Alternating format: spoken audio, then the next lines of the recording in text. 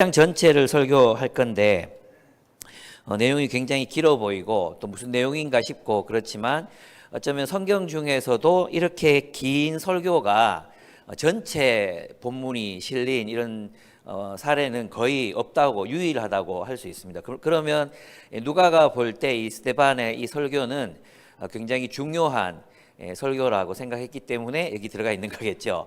근데 우리는 아무리 읽어봐도 왜 이 설교가 돌맞아 죽을 설교인지 또 왜 이 설교 그렇게 중요한지 잘 모르겠어요, 그죠? 그래서 이제 오늘 이 본문을 볼 텐데 이 본문은 어떤 그 이스라엘 백성들의 역사를 쭉 훑으면서 두 개의 이야기, 그 두 개의 내러티브가 작동하고 있는 것들을 보여줍니다. 하나는 하나님 나라의 역사, 하나님이 약속하신 하나님 나라의 역사에 자신을 소속시켜서 살아간 하나님의 백성들의 이야기가 나오고, 그 하나님 나라의 이야기 계속해서 대적하고 반대하고 불순종했던 그런 이스라엘 내부의 사람들의 이야기가 나옵니다.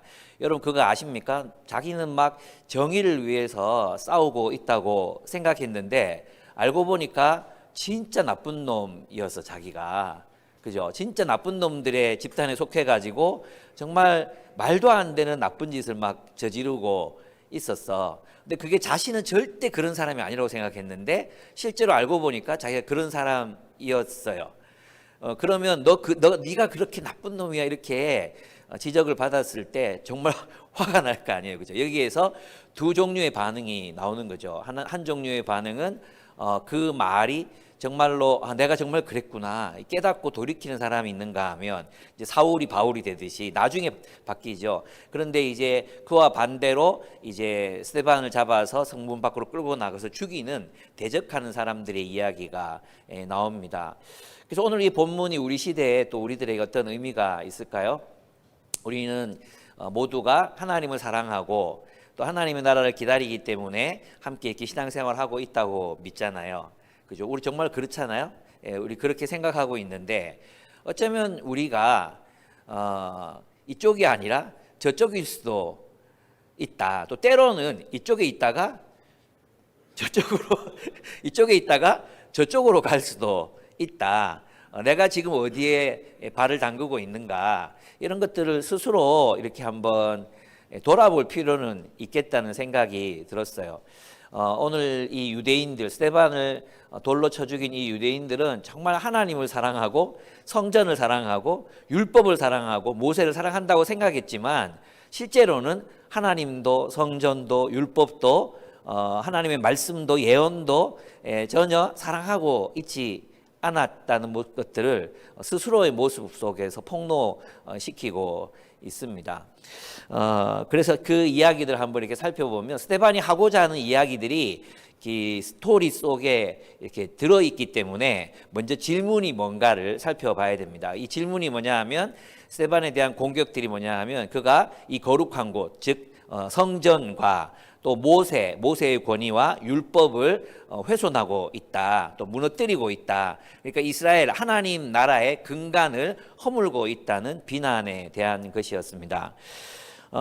첫 번째가 이제 아브라함의 믿음에 대한 이야기가 나오잖아요. 아브라함과 율법 이야기가 나오는데 이스라엘의 율법 이야기는 여기에서 생략되어 있는 것처럼 보이지만 사실은 이제 누가 하나님의 백성이냐, 누가 하나님의 백성이냐 이 질문 나중에 이제 바울이 갈라디아서에서 설파하게 될 우리가 믿음으로 하나님의 백성이 된다, 믿음으로 구원이 된다는 이야기를 사실 가장 먼저 한 사람은 바울 이전에 스데반이었어요. 아마 이것은 초대 교회가 가지고 있었던 그런 어떤 믿음, 하나님 예수님께서 40일 동안 제자들에게 가르치셨던 그 내용 가운데 있었던 내용이 아닐까 이런 생각을 해봅니다. 어떤 내용이냐 하면 스데반은 하나님이 아브라함을 부르시고 그를 하나님 나라의 조상으로 세우셨다고 말하는 것으로 그의 설교를 시작합니다. 하나님이 아브라함을 부르시고 그를 하나님 나라의 조상으로 세우신 것은 전적으로 누구의 주도하에 이루어진 것입니까? 하나님의 주권적 은혜, 하나님의 주권적인 선택에 의해서 아브라함은 하나님의 백성이 되고 하나님 나라가 된 거잖아요. 그러면 이때는 어떤 때예요? 율법이 생기기 400년 더 전, 그죠? 400년 이상. 왜냐하면 율법은 모세 이후에 생겨나잖아요. 그러니까 400년 동안 이집트에서 노예살이 하다가 광야에서 생긴 게 율법이잖아요. 아브라함 그 훨씬 이전에 있었잖아요. 몇백 년 전에 이미 아브라함 하나님 나라 백성으로 살고 있었는데 그 이후에 율법과 성전이 생겨났단 말이에요. 그렇죠. 그래서 이스라엘 백성들을 하나님의 백성으로 삼는 것은 율법이나 성전 체제가 아니라 하나님에 대한 신뢰, 하나님의 언약에 대한 그 신뢰가 그들을 하나님의 백성이 되게 했다. 이 이야기를 스데반이 하고 있는 것입니다. 그래서 스데반은 율법 이전에 하나님과의 관계가 중요하다는 것에 대해서 이야기합니다. 하나님은 주권적으로 하나님 나라를 이 땅에 세우시기 위해 계획하시고 그 약속을 성취하십니다. 심지어는 이집트에서 400년 동안 종살이 할 것이다. 이 내용조차도 하나님 나라를 세우시기 위한 계획과 그리고 약속 가운데 이미 있었던 것이라는 것을 이야기합니다. 결국 하나님은 그들을 구원하시고 이집트를 심판하실 것이라고 아브라함에게 약속했고 그 약속은 성취됩니다. 그런데 이 약속을 아브라함은 자신이 생에 살아있는 동안에 보았습니까? 그 약속이 성취되는 걸 하나도 보지 못했어요. 그죠? 심지어는 땅 한 평도 갖지 못했어요. 그런데 아브라함은 무엇을 믿었습니까? 하나님 나라에 대한 약속, 하나님의 약속을 신뢰했다는 것입니다. 그래서 그 약속을 신뢰했기 때문에 할례를 행하고 스스로 하나님의 백성으로 자처해서 하나님의 백성으로 살아갈 수 있었다. 이 이야기가 스데반의 설교의 핵심이라고 할 수 있습니다. 그러니까 하나님의 백성을 하나님 백성답게 하는 것은 뭡니까? 율법이 아니라 하나님에 대한 신뢰다. 이 땅에 하나님의 나라를 이루시고 하나님의 정의와 공의의 세계 그리고 하나님의 강대한 나라를 이루실 것이라는 하나님의 약속을 신뢰하는 것, 하나님을 신뢰하는 것, 하나님의 그 약속을 믿고 기다리는 것, 인내하는 것, 하나님의 뜻을 성취하실 것이라는 것을 인내하고 기다리는 신뢰의 삶, 하나님을 신뢰하는 삶, 그 삶이 우리를 하나님 백성 되게 한다. 근데 너희는 이 하나님의 나라를 무엇으로 고작 변질시키고 있느냐 하면 그저 규칙이나 지키는 삶, 성전에서 제사나 드리는 그런 어떤 형식, 그런 것들로 너희는 하나님의 나라를, 하나님을 전락시키고 있다. 이게 이제 스데반이 말하고자 했던 핵심인 거예요. 여기서부터 슬슬 이제 이 듣는 사람들이 뭘 얘기하는지 알기 때문에 열이 나기 시작하는 거죠. 맞으니까. 실제로 그게 맞으니까 있잖아요. 그렇습니다. 아브라함은 하나님의 약속을 믿고 하나님과 할례의 언약을 맺습니다. 할례의 언약을 맺었다는 것은 우리는, 나와 나의 후손은 하나님의 백성입니다. 하나님의 나라입니다. 나는 주 여호와를 나의 하나님으로 섬기며 하나님이 이루시겠다고 약속하신 강대한 나라, 하나님의 정의와 공의의 나라를 기다리며 살겠습니다. 하나님께서 언젠가 당신의 뜻을 이루실 것입니다. 이 표시로 자신의 자녀들을 할례시켰다는 것을 의미합니다. 그리고 이 약속은 그의 아들 이삭에게, 또 이삭은 야곱과 그의 아들들에게 할례를 행하잖아요. 그래서 이제 하나님의 백성들의 하나님을 말할 때 우리가 믿는 하나님은 철학자의 하나님이 아니라 아브라함의 하나님, 이삭의 하나님, 야곱의 하나님이라고 말하는 것입니다. 이들의 하나님은 약속하신 하나님, 언약을 맺으신 하나님, 하나님의 나라를 세우시겠다 스스로 결심하신 하나님, 그리고 사람들에게 그 언약을 지키시겠다고 짐승들 사이를, 그 각든 짐승들 사이를 지나가셨던, 내가 이 언약을 지키지 않으면 이 짐승과 같이 될 것이다. 이거 원래 아시죠? 피정복 국가가 주권 국가에게, 정복한 국가에게 내가 조공과 조약을 지키지 않으면 나는 이 짐승들처럼 각을 떠도 좋습니다. 이런 고백이었거든요. 그 사이를 하나님이 지나가십니다. 하나님이 내가 이 언약을 지키지 않으면 내 운명이 이 짐승들과 같이 될 것이다. 이건 정말 엄청난 겸손인 거죠. 정말 이보다 더한 신의 겸손이 없어요. 나는 반드시 하나님의 나라를 이룰 것이다. 내 모든 걸 다하여 너에게 한 약속을 성취할 것이다. 이 약속을 믿고 그는 땅 한 평 없었지만 자녀에게 할례를 행하게 됩니다. 이것은 믿음의 행위였죠. 믿음의 행위. 그렇습니다. 이 말씀을 묵상하고 적용해 볼 때 우리들에게 이제 묵상해 볼 수 있는 것들이 있습니다. 하나님의 은혜와 약속을 신뢰함으로 우리가 우리 눈에 보이지 않지만 하나님의 백성으로 사는 삶이 있습니다. 그 이야기가 있습니다. 우리 눈에 보이지 않아요. 또 막막해 보여요. 그죠? 정말 하나님의 나라가 승리하나, 하나님의 나라가 교회를 통해서 이루어지나, 우리 눈에 보이지 않더라도 하나님을 신뢰함으로 그 약속을 주께서 이루실 것을 믿고 하나님의 백성으로 살아가는 삶이 있고요. 또 한쪽의 삶은 어떤 것입니까? 기껏해야 우리의 신앙을 해야 할 일과 하지 말아야 될 일들로 그냥 분류해 놓는 것입니다. 그냥 해야 될 일과 하지 말아야 될 일로 전락시키고, 그리고 율법 체제로 사람들 어떻게 하는 거예요? 사람 지배하고, 그죠? 사람들을 지배하고 이용하고, 그리고 자신들의 권력을 행사하고, 이런 것들로 신앙을 그냥 타락시키는 거. 기껏해야 그 좁은 범위, 율법 지배 체제, 그걸로 우리의 신앙, 내가 주일날 예배를 드렸나 안 드렸나, 11조를 했나 안 했나, 뭐 수요예배를 참석했나 안 했나, 이러한 것들, 기껏해야 그런 종교적 규칙들로 하나님을 믿는 신앙을 그냥 축소시키고 전락시켜 버리는 거, 이걸로 그냥 만족하는 거, 이게 바로 타락이라는 것이죠. 그리고 우리는 이 두 이야기 속에서 하나의 이야기를 선택해야 합니다. 끊임없는 인내와 소망, 하나님에 대한 신뢰로 정말 이루어질 것 같지 않은 그 하나님의 나라를 우리들의 관계 속에, 우리들의 공동체 속에, 나의 인격과 삶 속에서 계속 이루어가기 위해서 힘쓰며 사는 것, 주님을 신뢰하기 때문에 주님이 이루실 것이라는 것을 믿고, 여러분 있죠? 그래서 포기하시면 안 돼. 포기하시면 안 돼. 예, 하나님을 신뢰하는 거예요. 하나님이 이루실 것을 믿고 또 기다리고 또 인내하고 또 참고 하나님의 길을 성실하게 걸어가는 삶. 이 삶의 이야기가 우리를 하나님 백성 되게 하는 거다. 종교적 규칙들이 아니다. 기껏해야 우리의 신앙을 그런 종교적 규칙들, 예배 보러 가는 삶으로 전락시키지 말아라. 그렇게 이제 스데반은 그들에게 이야기하고 있는 것입니다. 두 번째 이야기는 요셉과 그 형제들의 이야기입니다. 요셉과 대비되는 형제들, 다른 형제들의 삶이 대비되는 거죠. 이스라엘 안에 갈등이 일어납니다. 모두가 다 할례받은 족장들이었잖아요. 모두가 야곱에게 할례받은 족장들이었지만 요셉을 시기한 형들에 의해서 요셉은 이집트 노예로 팔아 넘겨집니다.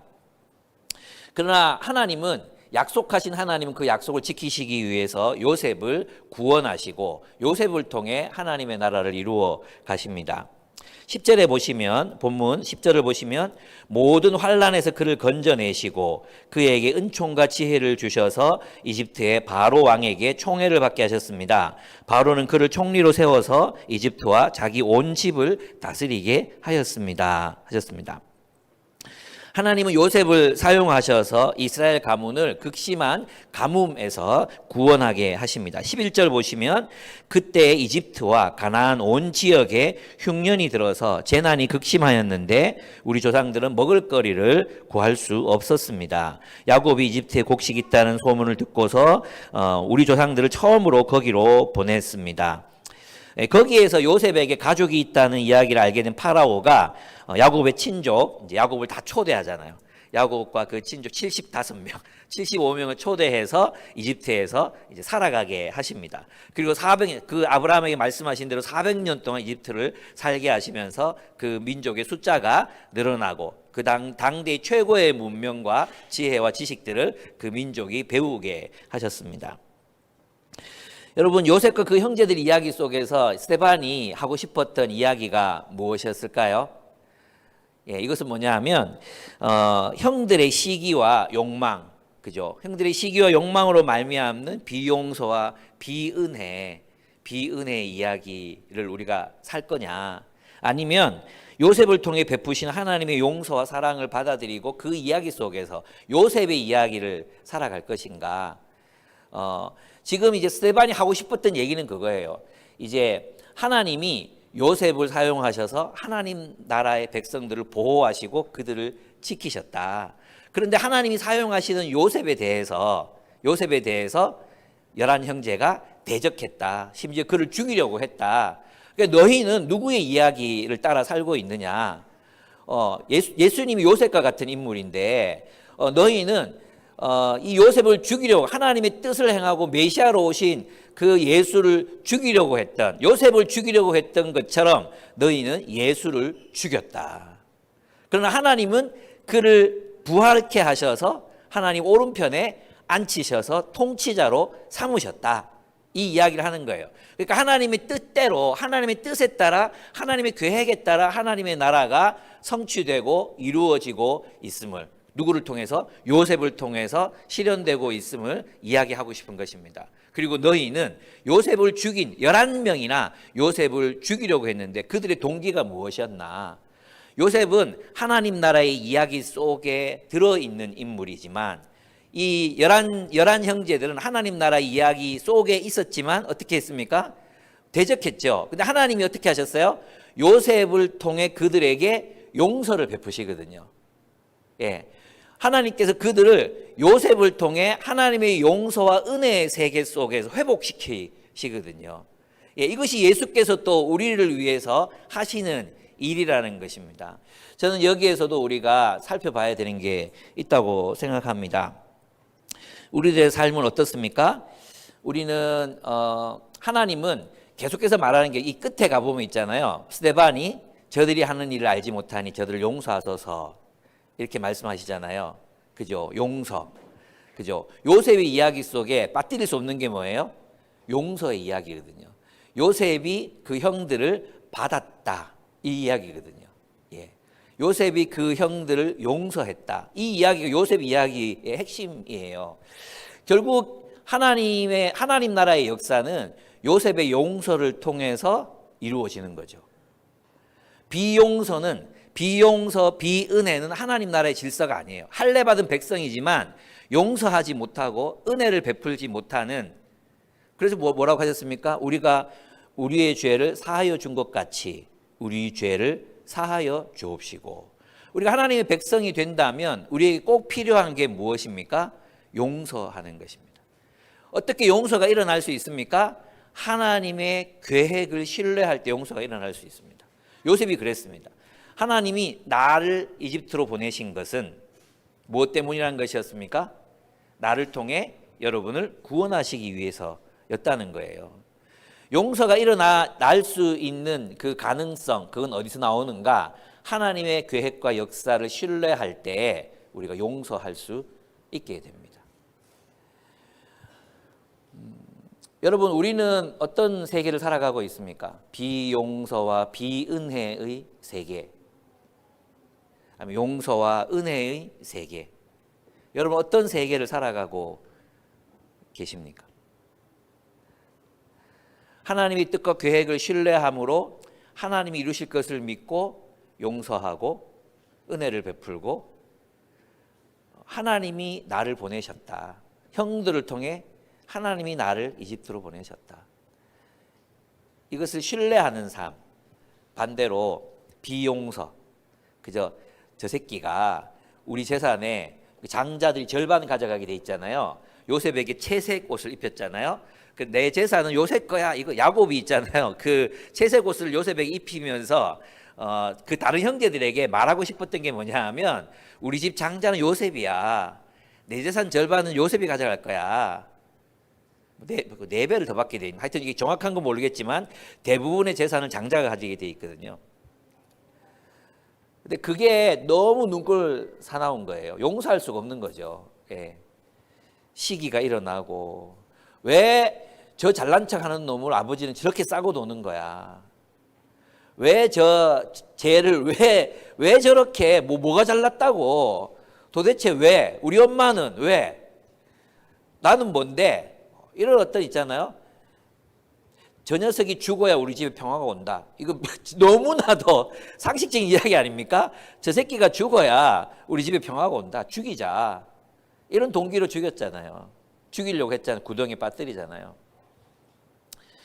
그렇습니다. 저도 생각하게 되는 게 많습니다. 나는 과연 하나님의 계획을 믿고 그 용서의 세계 속에서 살아가고 있는 사람인지, 비용서와 보복과 정당화와 이런 것들을 통해서 끊임없이 또 보복하고, 그죠?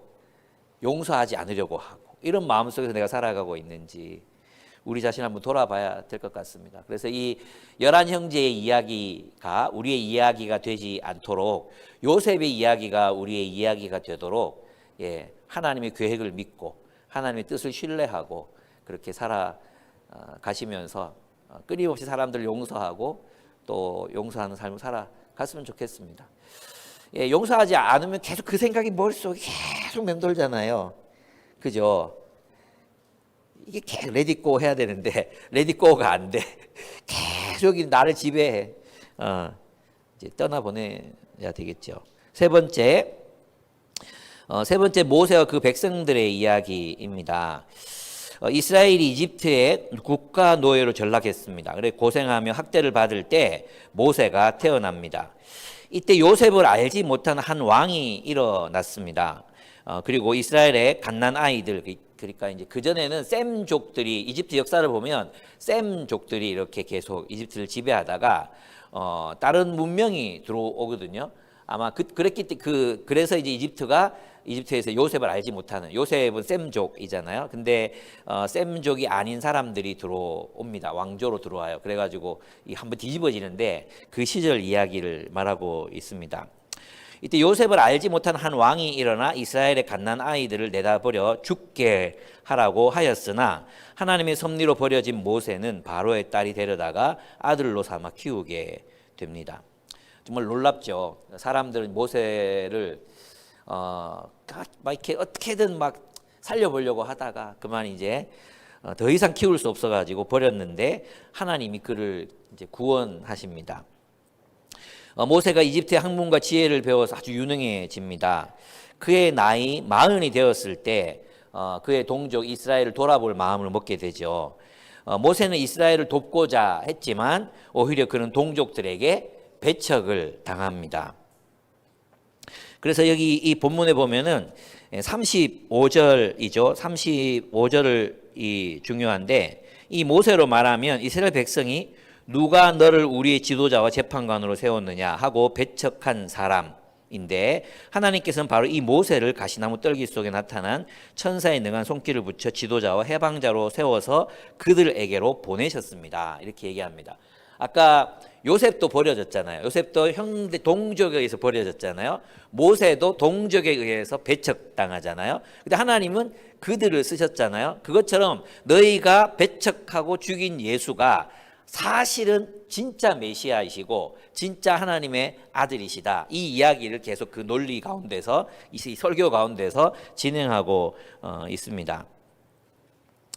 하나님은 모세를 그들의 지도자와 해방자로 삼으시고 광야에서 그들을 인도하게 하십니다. 그는 이집트에서부터 이적을 행했습니다. 10가지 재앙, 그죠? 아시죠? 이집트에서부터 이적을 행했습니다. 하나님이 분명히 모세와 함께 하고 계시다는 표적을 사람들에게 보여주었습니다. 예수도 마찬가지로 하나님이 함께 하시지 않으시면 결코 할 수 없는 일들을 예수의 생애에서 행하신 것을 볼 수 있습니다. 홍해에서도 놀라운 표적으로 그들을 이끌었습니다. 하나님의 말씀, 하나님의 십계명을 백성들에게 전달한 중개자이기도 했습니다. 그런 그가 먼 훗날 하나님이 자신과 같은 리더, 자신과 같은 지도자를 보내실 것이라고 예언도 하였습니다. 그러나 이스라엘 백성들은 그를 거역합니다. 지금에 와서 그들이 모세의 율법, 모세 이러고 있지만 그 당시의 조상들 대부분은 모세를 거역하고 황금 송아지를 만들어서 신으로 섬깁니다. 황금 송아지 신. 제가 늘 비교했지만 하나님은 뭘 만들라고 하셨어요? 성막을 만들라고 하셨거든요. 성막을 만들라고 하셨는데 이스라엘 백성들이 만든 건 뭐였어요? 황금 송아지였거든요. 성막에 뭐가 있었어요? 십계명이 있어요. 십계명. 그리고 하나님의 언약. 내가 너희를 하나님 백성으로 삼겠다. 하나님의 언약이 거기 있죠. 내가 너희를 먹이겠다. 만나도 있어요. 그죠?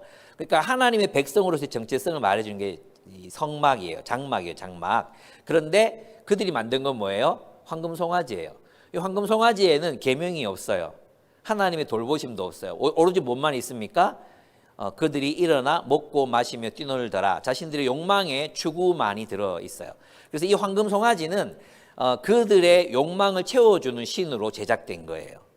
근데 장막에 거하는 하나님은 하나님의 계명, 그 계명을 따라 살아가라고 우리들에게 요청하신 하나님이십니다. 진리를 따라 살아라. 네 원하는 대로 살지 말고 진리를 따라 살아라.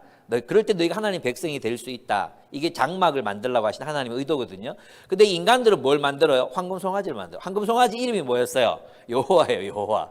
황금 송아지를 여호와라는 이름을 붙여가지고 여호와 구원자라는 뜻이거든요. 그가 이집트에서 너희를 구원한 전능자다. 황금 송아지를 섬기잖아요. 욕망을 섬기는 거죠.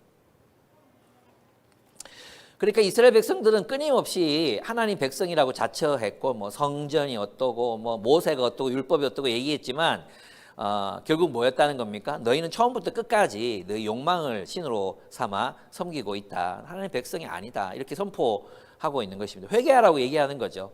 예, 하나님께로 돌아와라. 이렇게 얘기하는 겁니다. 그래서 여기서도 이제 우리는 두 가지 이야기가 계속 하나님 나라를 살아간 아브라함의 이야기, 요셉의 이야기, 하나님이 이루시는 그 하나님의 이야기 있잖아요. 하나님의 약속에 따라서 약속을 성취하신 하나님의 이야기 속에 살아가는 사람들의 이 모세, 요셉, 또 모세를 따랐던 사람들 뭐 이런 얘기가 쭉 이어지고 반대편에는 어떤 이야기가 계속 이어지고 있습니까? 하나님의 역사를 거부하는, 하나님의 역사를 신뢰하지 않는, 하나님을 신뢰하지 않는 사람들의 이야기가 계속해서 반복되고 나타나고 있는 패턴을 볼 수 있습니다. 그래서 한쪽에서는 모세를 통해 일하신 하나님의 이야기가 나오죠. 또 한쪽에서는 뭡니까? 이기적인 욕망을 섬기는 우상 숭배의 이야기가 나오고 있습니다. 그래서 이스라엘 백성들은 그를 거역합니다. 그 모세를 거역합니다. 그리고 다시 이집트로 돌아가려고 해요. 우리 하나님 나라 하기 싫다는 거죠. 계명을 따라 살기 싫다. 사랑하며 살기 싫다. 그래서 세상 사람들 똑같이 그냥 다시 돌아가서 이집트 사람들처럼 살고 싶다. 뭐 노예가 돼도 좋다. 먹고 사는 문제만 해결되면 돌아가고 싶다. 뭐 이런 얘기를 지금 하는 겁니다. 그래서 황금 송아지를 만들어 신으로 경배하며 섬겼는데 하나님은 이제 그들을 버려 두십니다. 놀랍게도 이 본문에 보면은 그들이 한 번도 그 광야에서 하나님께 제사를 드리지 않았다고 이야기합니다. 그리고 누구에게 제사를 드렸습니까? 몰렉과 레판의 신을 섬기며 경배했다. 이렇게 기록되어 있습니다. 그러니까 대다수의 이 하나님 백성의 역사는 끊임없이 뭐예요?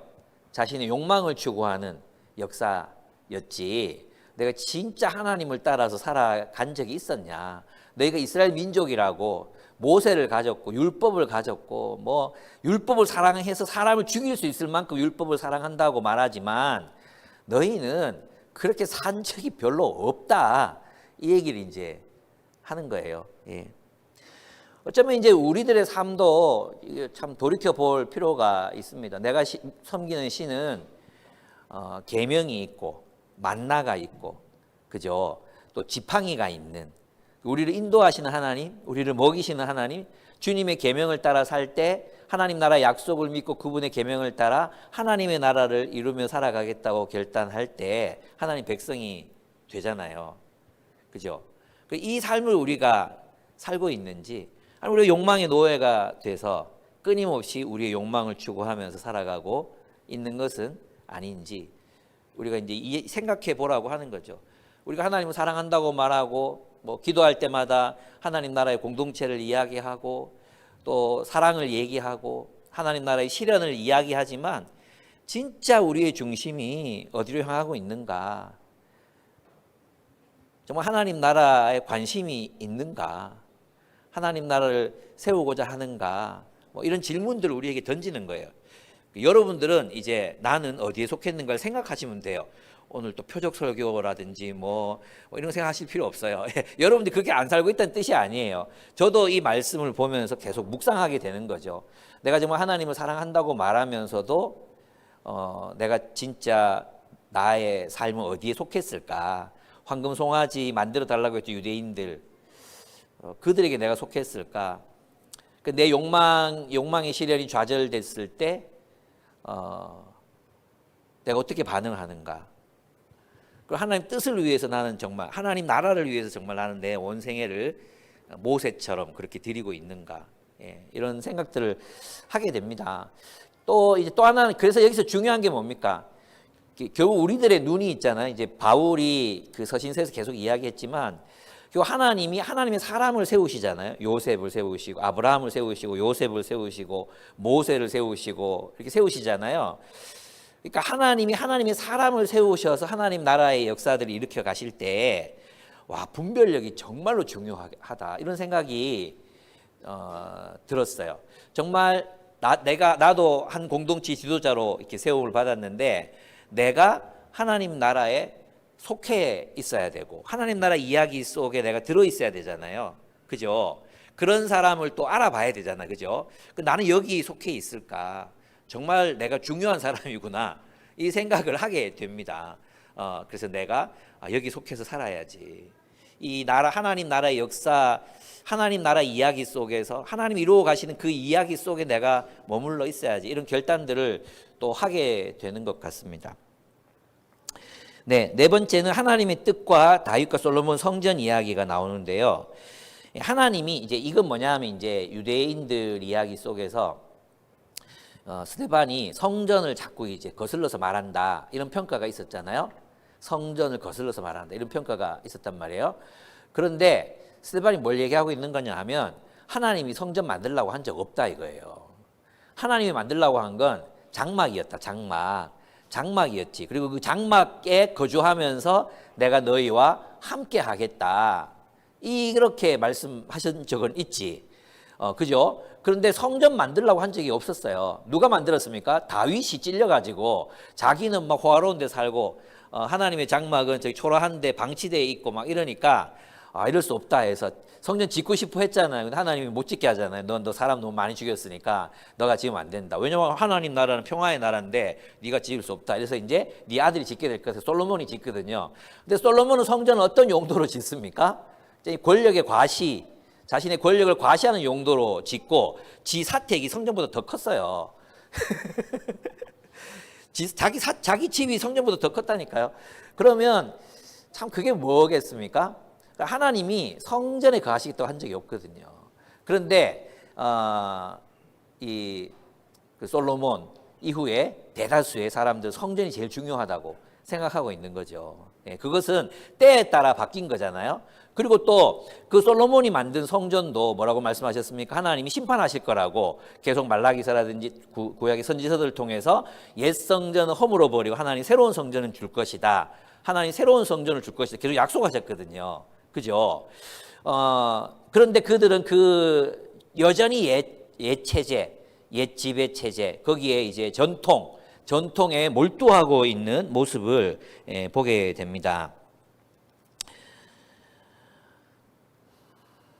그 하나님이 모세를 시켜 만들게 하신 것은 장막이었죠. 그러나 이 다윗 시대까지에도 사울이 있고 가나안 땅에 들어갔죠. 여호수아 시대 이후에 들어갔는데도 불구하고 여전히 장막은 그 가운데 있었거든요. 있었는데 이후에는 장막의 기능을 성전이 대신하게 됩니다.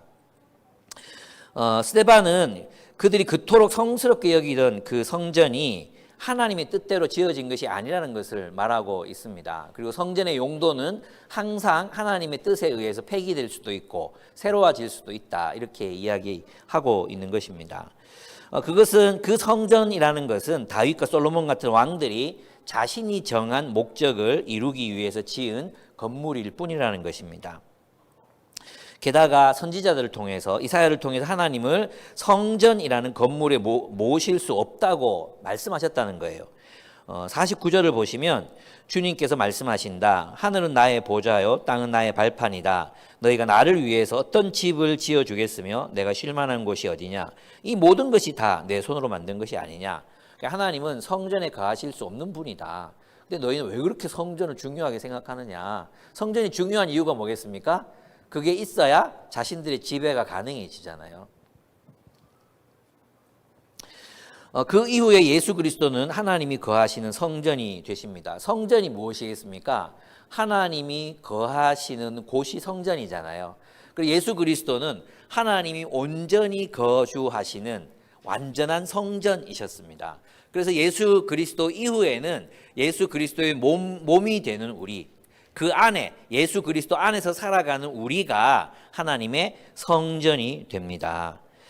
예수 그리스도는 하나님이 거하시는 완전한 성전이셨고, 그리고 우리를 불러 예수 그리스도의 몸이 되게 하시고 우리를 하나님의 새로운 성전으로 삼으셨습니다. 그러면 이제 이 스데반 시대, 초대교회 시대에 사람들이 알아봐야 되는 게 무엇이었을까요? 그것은 하나님의 시간입니다. 하나님의 시간. 하나님의 언약이, 약속이 어떻게 성취되고 있는가를 메시아 예수를 통해서 알아봤어야 했단 말이에요. 그런데 하나님은 충분히 예수님을 통해서 그 표적과 기사, 그리고 성품, 죽음과 부활을 통해서 다 보여주셨잖아요. 그럼에도 불구하고 그들은 시대를 분별하지 못했습니다. 왜 그랬겠습니까? 전통. 그래서 자신들이 살고 있는 체제, 거기에 매여 있었기 때문입니다. 그래서 우리도 이제 생각해 볼 필요가 있죠. 우리도 하나님이 우리 안에서 하나님의 뜻을 이루어가는 그 시간, 우리 하나님의 뜻을 이루어 가시는 그 시간들 속에서 우리가 어떻게 살아야 되는가, 어떤 삶의 스탠스를 취해야 되는, 이런 것들이 하나님의 그 시대를 분별하는, 지금 무엇 할 때인가, 어떤 일에 집중할 때인가, 이런 것들을 분별해야 되잖아요. 근데 대부분의 교회들이 어떻게 합니까? 전통, 체제, 거기에 매여 있어요. 그래서 혁신하지 못해요. 계속해서 지금 가만히 들여다보면 하나님은 하나님의 역사를 이루기 위해서 계속 새로운 시대를 열고 계시잖아요. 아브라함을 부르시고 요셉을 부르시고 모세를 부르시고 또 이렇게 계속해서 다윗을 통해서 계속해서 하나님은 새로운 역사들을 만들어가고 계시잖아요. 마찬가지로 우리도 지금 하나님께서 하나님의 나라를 우리 교회를 통해 이루시기를 원하신 때 우리가 변해 가야 되는 게 뭔가? 내가 알고 있는 것, 우리의 전통, 우리의 체제, 내가 해왔던 것, 거기에 우리가 머물러 있으려고 하고 있지는 않은가, 이런 것들을 이제 생각해 봐야 되는 거죠. 하나님 나라의 역사가 계속 진행되고 우주적인 그 역사가 막 이루어가고 있는데 기껏해야 유대인들은 뭘 하고 있습니까? 자신들이 지켜온 전통 속에 그냥 마치 거기에 막 이렇게 맞지 않는 그 체제 속에 그냥 하나님 나라를 어떻게 해요? 가두려고 하잖아요. 그 전통 속에 하나님 나라를 가두려고 하고 있거든요.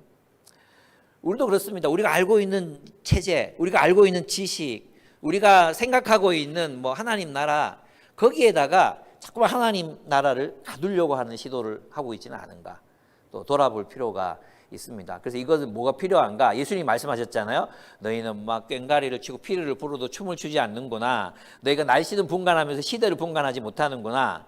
지금 우리 시대에 하나님께서 우리 교회 같은 교회들을 세우시는 이유와 목적이 뭘까? 우리 뭐에 집중해야 되는가? 우리가 무엇을 할 수 있고 무엇을 하지 않아야 되는가? 이런 것들이 새롭게 늘 정의되고 또 시행되어야 한다는 거죠. 지금 우리 교회 이슈가 이제 다음 세대인데, 그러면 이 다음 세대를 어떻게 하나님 나라 백성으로 세워갈 것인가? 적합한 구조와 체제는 뭔가? 늘 변해야 돼. 또 이게 늘 똑같이 갈 수 없거든요. 또 변해야 되죠. 예, 또 변하고 또 변하고 또 그렇게 해야 됩니다. 저는 있잖아요. 최근에 이제 요 위에 가면 또 교회 옮길까 봐 걱정되는데 사랑이 꼽히는 교회라고 사랑이 꼽히는 교회라고 진량에 있어요. 진량에. 저는 깜짝 놀랐어요. 이 진량에 그냥 이 동네가 뭐 대로변에 있는 것도 아니에요. 그 마을 중간에 또 들어가 있거든요. 윤미자매 알죠? 예. 사랑이 꼽히는 교회 모릅니까? 예. 거기 있어요. 근데 여기에서 이제 아지트라는 카페는 또 하양에 대가대 그 하양 시내 아지트 8-1이 있어요. 떨어져 있잖아요. 근데 여기서 뭘 하냐면 이 아지트에서는 아지트를 섬기는 부목사님, 이 부목사님은 이 카페를 운영을 하십니다. 그러면서 이제 청소년 사역을 하시는데 거기 오는 아이들에게 커피, 그리고 컵라면 이거 막 무료로 막 제공하는 거죠. 그리고 커피 같은 건 사 먹기도 하고 앞에 있는 사람이 뒤에 있는 사람도 10잔씩 사놓고 가면 그냥 무료로 와서 먹기도 하고 친구들 오면 또 그냥 주기도 하고 이렇게 해가지고 여기서 수익이 안 나도 이 목사님에 대한 페이를 교회가 다 지급한다는 거예요. 그래서 내가 너무 깜짝 놀래가지고 우리랑 너무 비슷한 거예요. 우리 교회랑 너무 비슷해가지고 물어봤어요. 물어보니까 이 교회에도 금요 철야 없고 수요 예배도 없고 새벽 기도도 없대. 와, 이렇게 같을 수가 있나. 그래서 요즘에 하는 게 뭐냐 하면 필독서 정해가지고 한 달에 한 번 정교인들 책을 읽는데요. 우리한테 배웠나? 근데 자기들 그렇게 해왔대요. 말씀도 담임 목사님 그 말씀을 미리 공부하고 주일 설교 듣고 소그룹에서 나눈대요. 그리고 가정에서 이 말씀을 또 공유한대요. 너무 똑같죠? 그래서 내가 있잖아요. 꼭 도플갱어 같은 느낌이 들었어요. 이렇게 이 목사님을 한번 만나고 싶다. 이런 생각이 들었어요. 그리고 이제 부목사님들에 대해서도 어떤 한 목사님이 이제 사고를 쳐가지고 막 다 당회에서 막 다 잘라라 하고 막 그랬는데 담임 목사님이 가족을 어떻게 자르냐고, 가족을 자를 수 있냐고, 자식을 자를 수 있냐고 그래가지고 같이 또 회복해서 또 막 같이 일을 한대요. 예, 너무 감사하더라고요. 혹시 우리 교회 힘들면 그쪽으로 가시면 안 됩니다. 우리랑 똑같습니다. 가도 똑같습니다. 너무 감사했어요. 게다가 20대가 200명이 모인대요. 20대가. 나는 우리 교회가 제일 잘하는 줄 알았는데 좀 샘나더라고. 예. 원래 이제 노인들만 한 7, 80명 모이는 교회였대요. 그런데 2001년에 우리 교회랑 거의 똑같은 시기에 이 담임 목사님이 부임하죠. 나이도 저랑 똑같아요. 그때 30 몇 살이었겠죠. 그때 60대 넘는 사람 70명, 80명 있는 교회 30 몇 살이 들어가가지고 교회를 시작한 거야. 그래서 지금까지 이렇게 키워가지고 이렇게 지금은 한 6, 700명 모였는데 그것도 또 속상하더라고요. 우리는 6, 700명. 물론 뭐 기반이 있었고 고신측이라 가지고 그쪽에 있는 대학으로 가면 모든 이제 목사님들이 그 교회 가라고 이제 얘기를 해준대요. 근데 우리 침례교회니까 보낼 교인도 없고 막 그렇잖아요. 어쨌든 어떤 생각이 들었냐면 하나님이 이 시대에 정말 우리랑 비슷한 교회들을 이렇게 세우고 계시는구나 이런 생각이 들었어요. 우리가 정말 잘해야 되겠다 이런 생각도 요즘 많이 하게 됩니다. 그래서 정말 우리 모든 지혜를 다 짜내가지고 많이 이야기도 하고 그래가지고 정말 우리 다음 세대들 100명이 넘는 우리 아이들을 어떻게 하나님의 백성으로 길러낼 수 있을지 고민하고 연구하고 해봤으면 좋겠습니다. 한 가지 걸림돌이 뭐냐 하면 있죠. 아무리 생각을 해봐도 지금 우리 대학생 숫자가 적잖아요. 대학생 숫자가 굉장히 적거든요. 근데 얘들은 IBF에도 헌신돼 있고 교회에도 헌신돼 있는 애들인데 이 친구들이 청소년 사역을 해줄 것 같지 않은 거예요. 돈을 줘야 되나? 어떡하지? 그렇다고 또 부모님들이 여기 들어오잖아요. 부모님들이. 그럼 부모님들 절대 시간이 부족하잖아요. 기껏해야 토요일 정도 내가지고 할 수 있는데 당장 수련회를 가려 그래도 지금 이제 바울산제 자매 3명 섭외해가지고 이제 같이 가기로 했어요. 근데 막 이 숫자가 계속 이것을 헌신할 수 있는 사람들을 우리가 계속 발굴해낼 수 있을까? 지금 진짜 난맥이 한두 개가 아니에요. 그래서 고민을 많이 해봐야 되는 시간들입니다. 그래서 계속해서 좀 이제 저도 그런 교회들도 좀 만나고 여러 사람들 만나면서 좀 생각을 해봐야 될 것 같습니다. 함께 고민합시다. 그리고 함께 세워갔으면 좋겠습니다. 그리고 내년에 이제 2024년에 서울에서 로잔 대회가 열립니다. 4번째 대회입니다. 1974년에 한 번 있었고 89년에 한 번 있었고 2001년인가 필리핀 마닐라 거기에서 그 마지막 연대는 잘 모르겠어요. 그리고 케이프타운 선언 있었고 그리고 이제 4번째 열리는 대회거든요. 근데 이 대회에서 이제 뜻있는 목사님들이 액츠 나우라는 운동을 전개하기 시작하셨어요. 이게 뭐냐 하면 액츠 나우가 뭐냐 하면 2024년은 동의하는 모든 교회들이 사도행전이라는 본문을 가지고 함께 설교해보자. 그럼 함께 설교를 하려면 공부를 해야 되잖아요. 그래서 이 액츠 나우에서 이제 주해 자료들 있잖아요. 성경 해석하는 자료들도 온라인으로 제공하고 또 묵상집, 묵상집을 내는 집필지 10명, 전국에서 10명이 교단별로 뽑혔는데 저도 그 중에 한 명으로 들어가요. 그래서 같이 이제 집필을 하고, 그다음에 선교지에서 일어났던 사도행전적인 그런 역사들을 예화로 만들어서 비디오로 제작해서 또 나눠주고, 이런 일들을 하려고 해요. 그래서 여기에서 하고 있는 목표가 뭐냐면, 로잔이 끝나고 나서도 말씀을 연구하고, 그 주일날 설교할 본문을 미리 목사님들이 모여서 예습하는 거예요. 함께 모여서 함께 성경을 연구하는 문화가 형성되는 거죠. 그래서 전국에 이런 교회들이 1000개, 한 100명의 리더가 세워지면 1000개의 교회가 들어올 수 있잖아요. 나중에 1000개의 교회들이 또 수많은 교회들을 함께 할 수 있죠. 그러면 한국 교회 안에 목회자들이 정말 성경을 깊이 연구해서 설교하는 그런 문화가, 이 연대가 생길 수 있다면 저는 이제 이 꿈이 좀 너무 좋아요. 그래서 함께 힘을 보태려고 합니다. 하나님께서 이 시대에 일으키시는 운동들이 있습니다. 하나님께서 이 시대에 해야 하는, 이거 해야 돼라고 말씀하시는 것들이 있어요. 그걸 우리가 분별하고 함께 힘을 모으고 이렇게 해야 되지 않을까, 이런 생각이 듭니다. 그래서 저는 40대 목회자들을 모으려고 합니다. 그래서 함께 성경을 연구하고 묵상해서 같은 본문으로 설교해보자, 토론하고, 정말 중심 메시지가 뭔지, 그리고 각자 나름의 메시지를 가지고 자기 교회에 맞게 설교하면 되잖아요. 그런 느슨한 연대들을 이제 한번 만들어가 보려고 해요. 기도해 주시면 좋겠습니다. 예, 마지막 문단입니다. 마지막 스데반과 사울의 이야기가 또 대비되어 나타납니다. 사실 하나님 백성이라고 믿었던 그들은 모세를 죽였고 예언자들을 죽였고 율법과 예언을 무시하고 모독했었습니다. 이스라엘 백성들은 지금도 하나님의 성령을 거슬러 하나님의 뜻에 순종하지 않습니다. 하나님의 성령을 거스린다는 말이 무엇일까요? 하나님이 지금 그들 가운데 행하고 계시는 일들에 대해서 못 보고 있다는 거죠. 하나님이 지금 그들 가운데 성령을 통해 사시는 일, 그게 뭐였습니까? 예수님의 죽으신 거 부활이었고, 또 사도들을 통해 나타난 표적과 기사들이었고, 또 성령을 통해 나타나는 새로운 하나님 나라의 공동체, 하나님의 질서를 따라 살아가는 새로운 공동체가 출현했잖아요. 이 모든 것들이 뭐예요? 성령이 하시는 일이잖아요. 성령이 하시는 일. 그 일에 대해서 눈을 닫고 마음에 할례를 하지 않고 그냥 살던 대로 살고 생각하던 대로 생각하고 고정되어 있었던 그들, 왜 성령의 역사하심을 보지 못하느냐, 성령께서 우리를 이끌어 가시는 그 움직임을 왜 간파하지 못하느냐, 이렇게 스데반이 그들을 질타했습니다. 51절, 그저 돌 맞아 죽을 만한 말을 하게 되는데, 목이 곧고 마음과 귀에 할례를 받지 못한 사람들이여, 이 말은 전형적으로 예언자의 용어입니다. 예언자들이 하나님 백성들의 앞에서 목이 곧고 굳은 자들이라고 선포했었거든요. 스데반 지금 이스라엘의 예언자로서 지금 똑같은 행동과 말을 하고 있습니다. 당신의 조상들이 한 그대로 당신들도 하고 있습니다. 예수를 죽였고 예수를 따르는 사도들을 또 죽이려고 하고 있습니다. 이런 뜻입니다.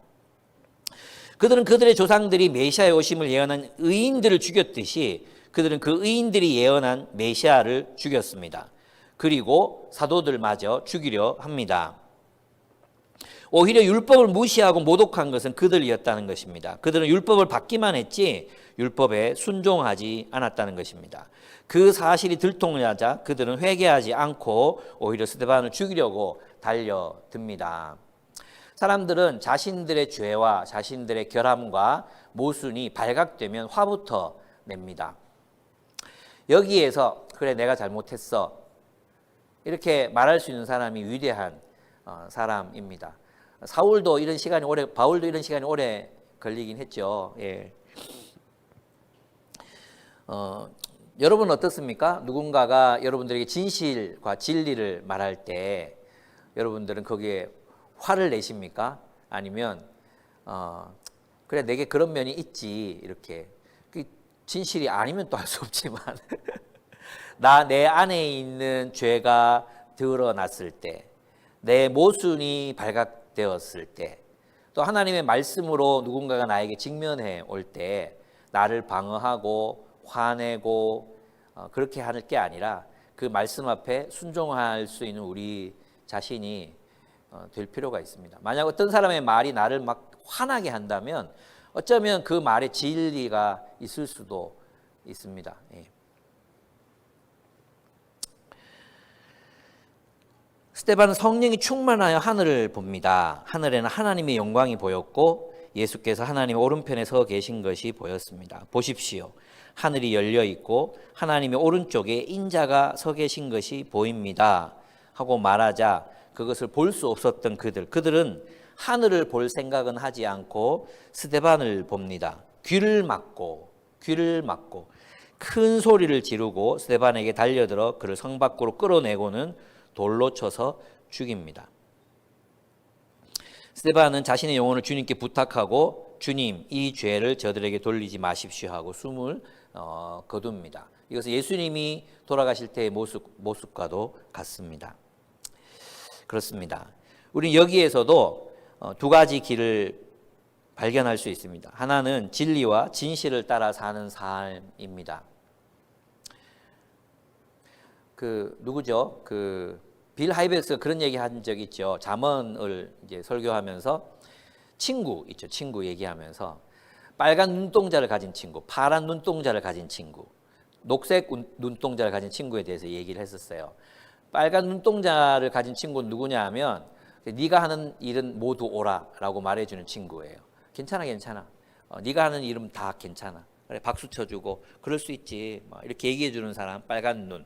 이 사람은 우리가 잘못했을 때도 괜찮아 말해주는 빨간 눈. 이 사람도 우리를 망친다고 했어요. 두 번째 사람도 파란 불꽃의 눈을 가진 사람들. 이 사람들은 끊임없이 비판하는 사람들이에요. 우리의 잘못을 계속 드러내고 지적하고 지적질하는 사람. 파란 불꽃의 눈을 가진 사람들. 이 사람들 우리의 자존감을 무너뜨리고 삶을 살아가 의욕을 상실하게 만드는 사람이죠. 그럼 안전한 친구가 누구라 했습니까? 녹색 눈을 가진 사람. 이 사람들은 필요할 때 진실을 말할 수 있는 사람, 사랑 안에서 진실을 말할 수 있는 사람, 사랑 안에서 진리를 말할 수 있는 사람, 이런 사람들 곁에 두라고 말했습니다. 그래서 여러분은 어떤 친구를 원하십니까? 무조건 예스, 네가 하는 모든 일은 오라, 이런 친구를 원하십니까? 빨간 눈깔 친구들, 토끼 같은 친구들, 그런 친구들을 원하십니까? 아니 파란 불꽃에 끌리는 사람도 있습니다. 끊임없이 나를 이렇게 막 비난하고 비판하고 그런 게 좋은 사람이 있습니다. 예, 자기 열등감을 확인시켜 주니까 그렇지. 왜 우리 사람의 내면 세계는 자기 외부 세계를 만들게 되고 자기 믿는 대로의 세계가 생겨나게 되거든요. 사람들 모두 나를 싫어해. 그러면 어때요? 모두가 나를 싫어하게 행동하게 돼요. 이 세상은 모두가 다 그래. 그러면 그런 세상이 자기 주변에 남게 돼 있어요. 그렇습니다. 여러분, 저는 이 본문을 통해서 참 이게 어려운 것 같아요. 그죠? 그러니까 죽이잖아요, 스데반을. 그냥 진리와 진실을 말하는 사람의 입을 다물게 하잖아요. 진리와 진실을 죽이게 하는 그런 관계는 적어도 우리가 안 해야 되겠다. 이런 생각을 하게 됩니다. 그래서 누구라도 나에게 진리와 진실을 말해달라고 이야기할 수 있는 사람. 목사님 눈에 제가 지금 잘하고 있는 것 같습니까? 이렇게 물어볼 수 있는 사람 되면 좋겠다. 이런 생각이 들었어요. 그래서 있잖아요. 우리는 이거는 약간 있잖아. 그래서 저는 요 스데반 요 본문에서는 하나님은 F들의 편은 아니다. 그런 생각이 조금 들었습니다. F들 문제가 생기면 자꾸 도망가거든요. 자꾸 도망가고 회피하고 막 그러거든요. 그럼 무조건 내 편 들어달라고 이러잖아요. 여기서는 하나님 T들의 편이다. 이렇게 생각하고 싶습니다. 물론 이 T의 망상일 수도 있습니다. 요약과 결론 한번 맺어보겠습니다. 하나님 은혜와 약속을 신뢰함으로 우리 눈에 그 결과가 보이지 않더라도 하나님 백성으로 사는 삶을 살아가기를 원하십니다. 우리는 우리의 신앙생활이라는 것들을 해야 될 일과 하지 말아야 될 규칙과 규범으로 전락시키고 있지는 않는지, 내가 하나님을 신뢰하고 하나님을 사랑하는 관계 속에 살아가고 있는지 돌아보시면 좋겠어요. 두 번째, 우리가 살아가는 세계는 비용서와 비은혜의 세계, 용서하지 못하고 은혜를 베풀지 못하는 세계 속에서 내가 살아가고 있지는 않은지, 나 스스로를 그렇게 만들고 있지는 않은지, 아니면 하나님의 은혜의 세계 속에서 요셉은 하나님의 은혜를 맛봤잖아요. 하나님의 은혜를 경험하잖아요. 그래서 자기 형들을 용서할 수 있었잖아요.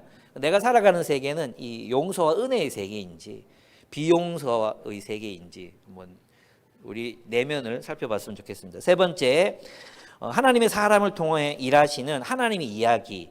그 하나님의 이야기 속에서 내가 살아가고 있는지, 내 욕망을 섬기는 우상 숭배적인 삶. 하나님 믿는다고 말하면서도 여전히 내 욕망의 성취가 더 중요한 것은 아닌지 또 돌아봤으면 좋겠고요. 하나님의 시간을 따라서 하나님의 시간을 분별하며 살고 있는지, 인간의 전통과 체제, 내가 늘 해오던 방식에 내가 고정되어 있지는 않은지 돌아보기를 원합니다. 진리와 진실을 따라 사는 삶과 진리와 진실을 죽이는 삶 속에 가운데 우리는 어떤 삶을 살아가고 있었는지 돌아보게 되었으면 좋겠습니다. 이것이 오늘 우리들에게 스데반의 메시지가 던지는 오늘의 메시지가 아닐까 이런 생각을 해봅니다.